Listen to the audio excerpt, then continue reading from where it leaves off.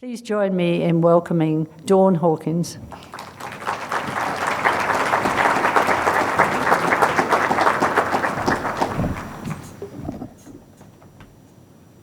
Hello. Well, I'm excited to share with you a lot of positive things that are happening. Can you all hear me okay? Yes? Okay. I don't know how you all feel, but I sometimes from my office in Washington feel kind of alone in this fight, like I'm the only one who cares and who's willing to speak up. But what I want you all to realize is that you're not alone and that there's a movement. I wish I had a picture this morning of how full this room was. But there's movement right here in Washington and in Utah. There's a national movement, and there's even a worldwide movement starting to form. You're definitely not alone.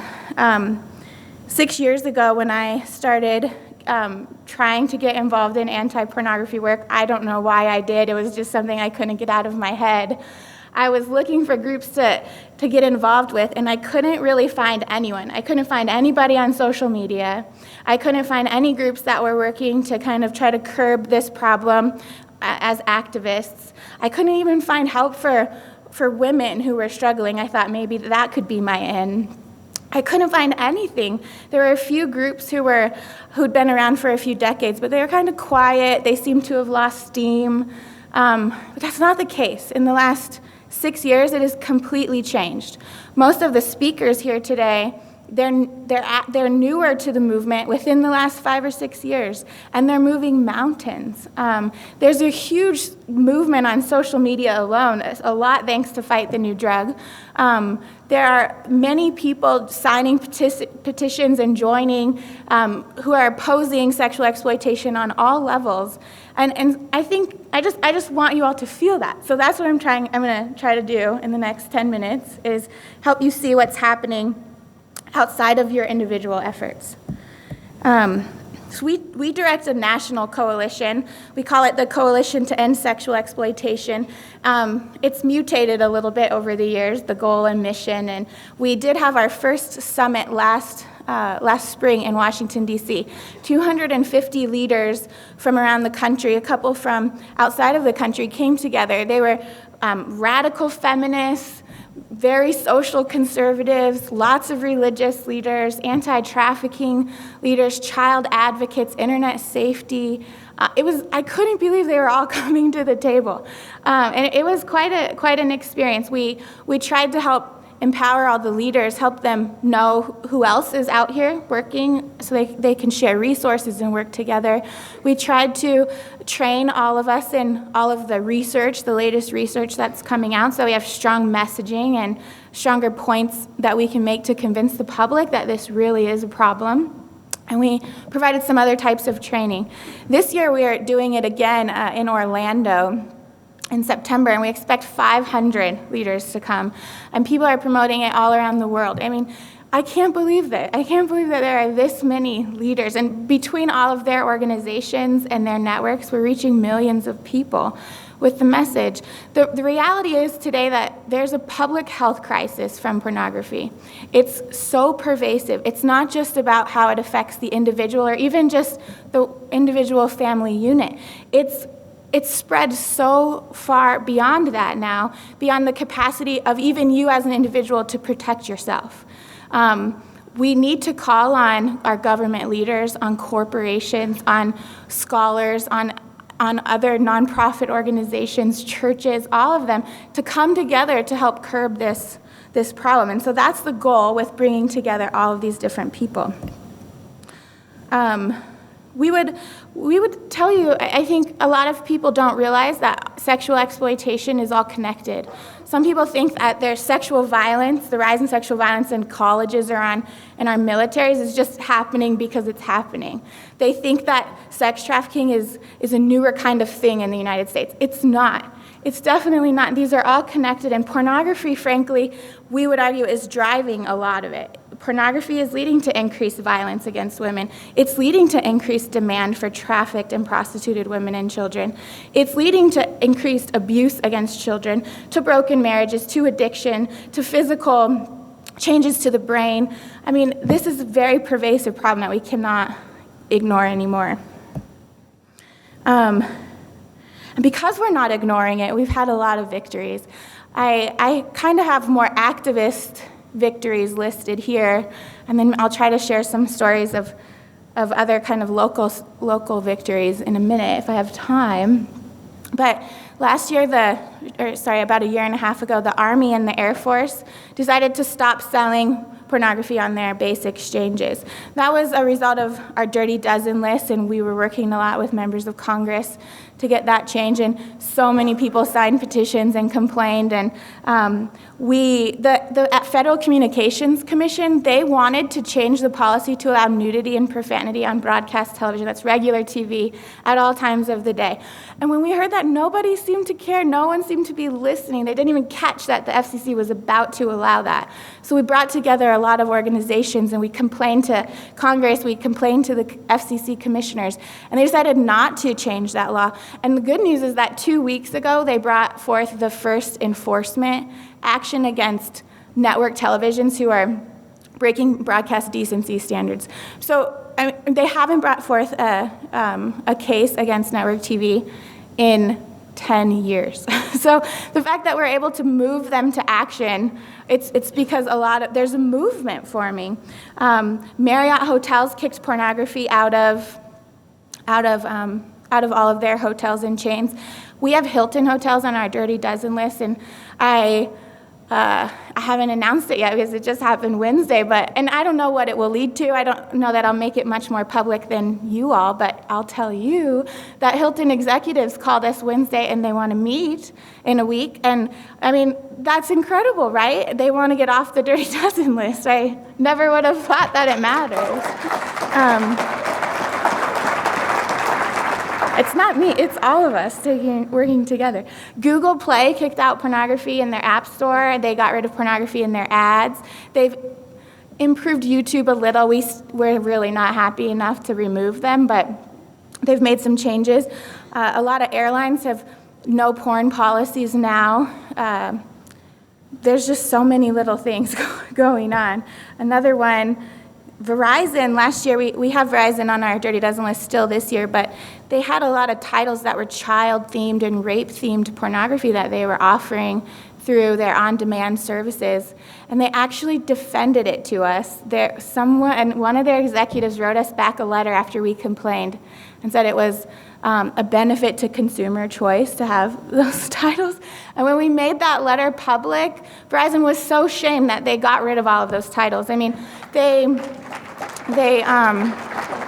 not good enough yet to remove, and they still have a lot of bad things, but working together, we're able to make changes on a huge level. We're launching a big project on Wednesday, the Cosmo Harms Minors campaign. Many of you have seen those magazines. They're horrible. I try to stand in front of my 18-month-old son so his eyes don't ever rest on them. But already we've seen in southern Utah, they've put blinders in front of a lot of the magazines. In Nebraska, we've seen some changes. We're trying to ask retailers to not sell them to minors and to cover them because a lot of the content in Cosmopolitan magazine is very pornographic and very damaging. We've been able to meet, especially as we talk about the research and about how this is a public health crisis, we've been able to have a lot more success with Congress. We're able to get into the doors better. We've been able to meet with the Department of Defense, with the Department of Health and Human Services, and they're all open because they're seeing too that sexual assault, sexual violence, sex trafficking, it's overwhelming our child pornography, it's overwhelming our courts right now. And when we go to them and we help them see that this is part of the reason, the doors are opening. And so I am just here to help you see and feel that you're not alone.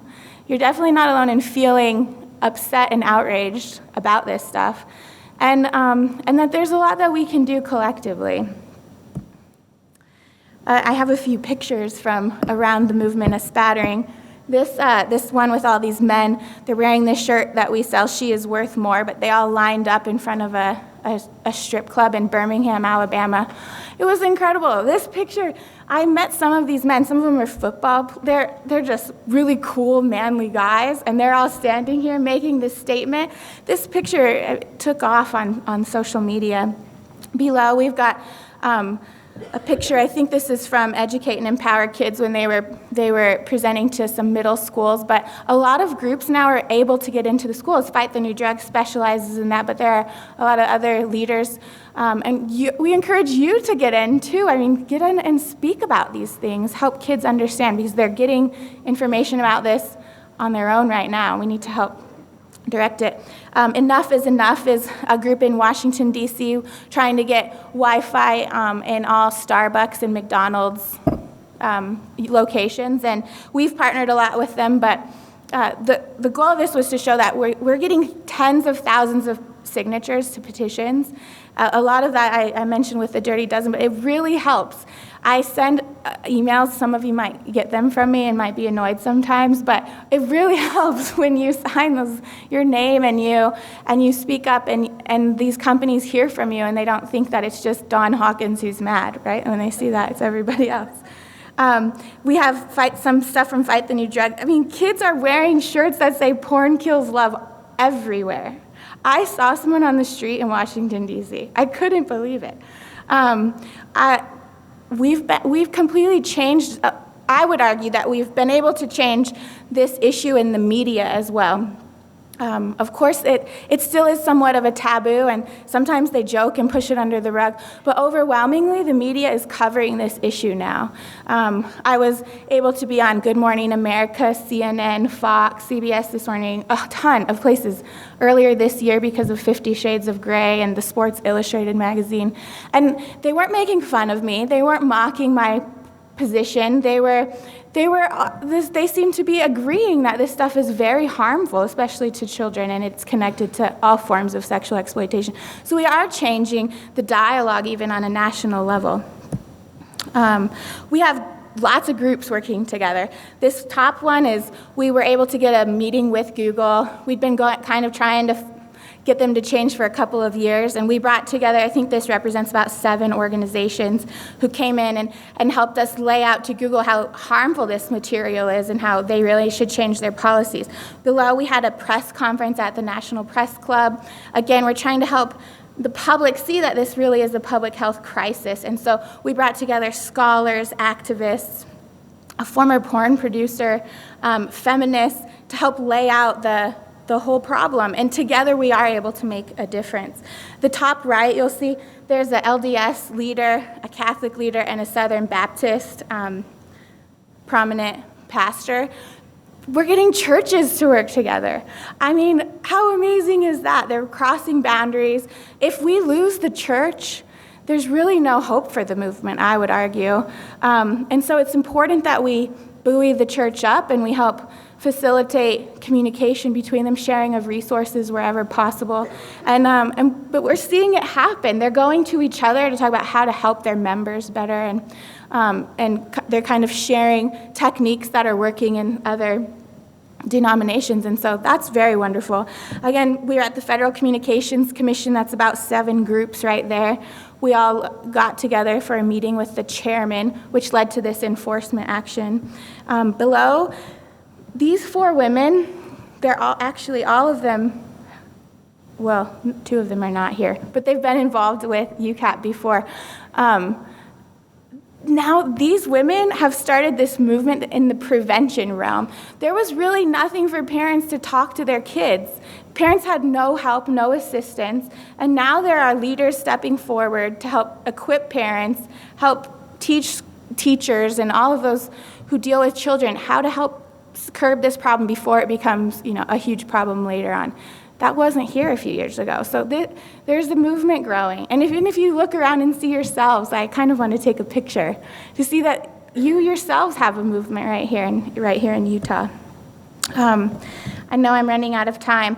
If I can just share this little video. This is a compilation from the summit last year. You might not know all of these people, but they're incredible leaders who are moving mountains. And I get chills when I watch it, so hopefully you feel it too.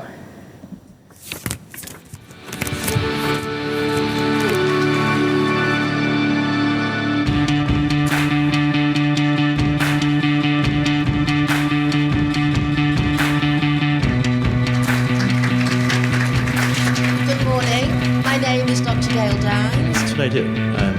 I talk about what happens to people. Every case of sexual violence that I treated involved pornography. Finding that pornography is the most common addiction among youth today. This is a coalition that we're building here today. It's a coalition of people who have said, I've had enough. We are coming together to say that the sexual exploitation of any individual will no longer be tolerated. Not in our family, not in our community, not in our country.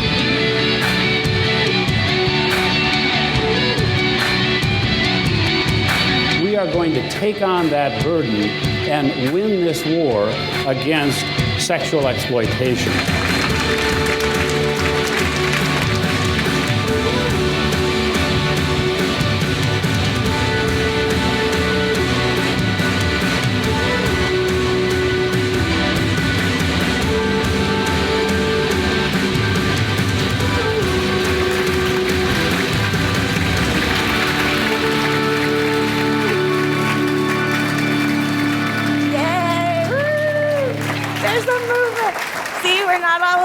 And a lot of people are coming together, and so my goal is just, I want you to feel that. I want you to leave realizing that, there's so much hope, and there's a lot we can do to curb this in our society on that level. And encourage you to join with us. If you're interested in coming to the next summit, it's really for those who want to get involved on a deeper level. There's information at endexploitationsummit.com. It's not really open to the public. We want those who are really committed to moving the movement forward to be in attendance. So I think I have to leave now, but thank you all for being here.